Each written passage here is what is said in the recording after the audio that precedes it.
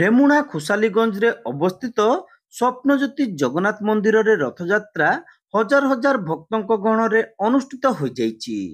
27 ତାରିଖ ସକାଳୁ ସମସ୍ତ ରୀତିନୀତି ମଧ୍ୟରେ ଠାକୁରଙ୍କର ସେବା କାର୍ଯ୍ୟ ସମ୍ପନ୍ନ ହୋଇଥିଲା। ସକାଳେ ମଙ୍ଗଳ ଆଳତି, ସୂର୍ଯ୍ୟ ପୂଜା, ରସହୋମ, ମୈଲମ, ତିନି ରଥର ପ୍ରତିଷ୍ଠା ସହ ଅପରାହ୍ନରେ ତିନି ଠାକୁରଙ୍କର ଗୋଟି ପହଣ୍ଡି କରାଯାଇ ରଥାରୂଢ଼ କରାଯାଇଥିଲା। ଇଞ୍ଜିନିୟର ଦୟାଲ ଚନ୍ଦ୍ର ଦାସ ତିନି ରଥରେ ଛେରା ପହଁରା କରିଥିଲେ। नीलाब्दौ शंख मध्ये शतदल कमले रत्न सिंहासन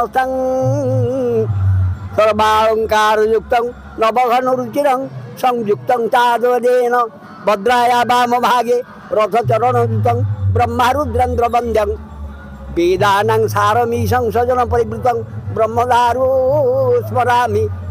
एटा आमर अनुभव जगन्नाथ कृपा बोली आम भावे से तो निजा इच्छा सब कर आज्ञा से इच्छा जाते इच्छा आसती आम नहीं पारे कि आम समस्ते ये रेमुणावासी विशेषतः उत्साह माने दान मन पुण्य बल जे टंका पैसा इत्यादि लबाटा बड़ कथा नुह काय मन बाक्य विशेषतः माँ मैंने आमर ये रथ चलाऊँ ना आनी रथ माँ मैंने एग्रीमेंट करते रथरे पुणी ठाकुर को बाहुड़ा पर्यटन माँ मैंने दायित्व नियंती। तेणु समस्ते माँ मौसी आम भाई भौणी दादा दीदी जजापा जजमा समस्त को रेमुणावासी की मुझे करी हाँ आज रथरे विजय कर जगन्नाथ।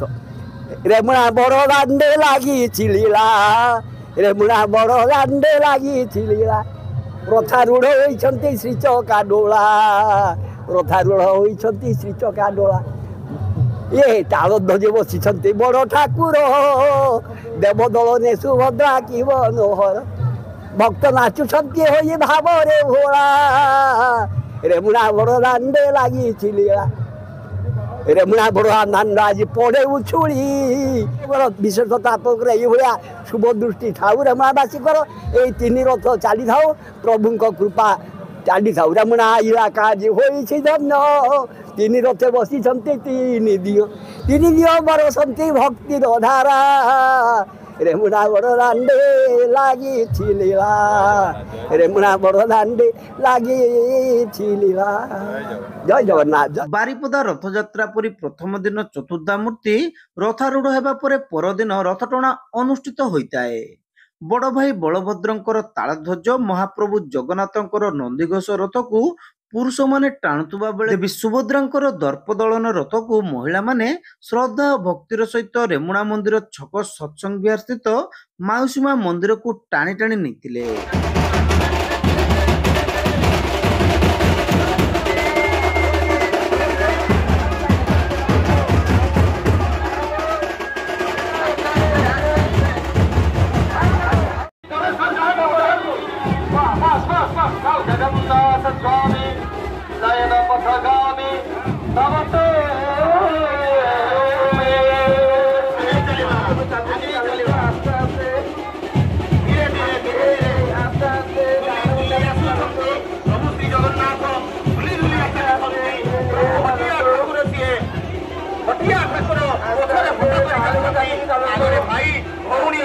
बाद्यर ताले ताले घंट घंटा शंख हुलहुली भजन कीर्तन सहित हरिबोल और जय जगन्नाथ ध्वनि रे समग्र अंचल रे एक आध्यात्मिक परिवेश सृष्टि होइतिला।